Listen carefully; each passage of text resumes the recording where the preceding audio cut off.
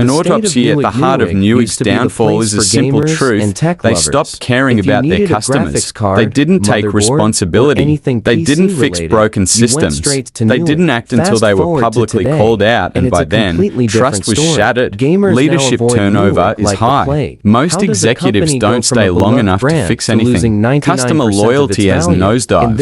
Repeat purchase rates have fallen. Average order values are shrinking.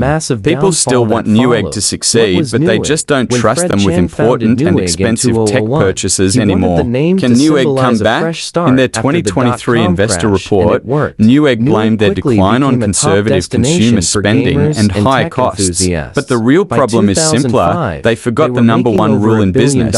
Take care of your customers. Sure, they've cut salaries and tightened budgets, but without rebuilding trust, it won't matter. They might save a few bucks now, but they're bleeding customers, and once loyalty is gone, it's almost impossible to win it back. The saddest part, people miss the old Newegg, the Newegg that gamers and builders trusted, the Newegg that was built for the community.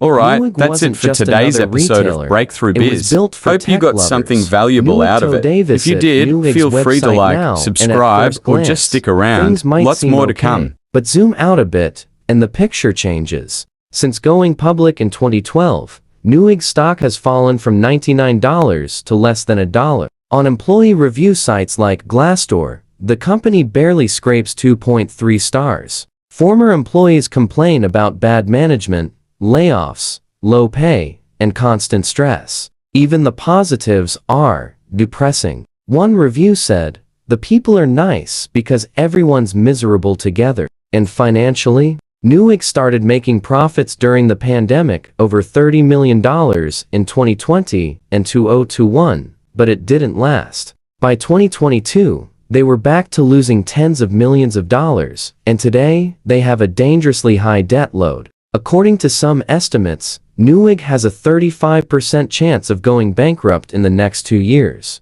What went wrong? The signs of trouble were there for years. Customers started sharing horror stories about Newegg refusing returns, especially for faulty products. One customer sent back a broken motherboard and got accused of damaging it themselves when it arrived at Newegg perfectly fine. Story after story popped up.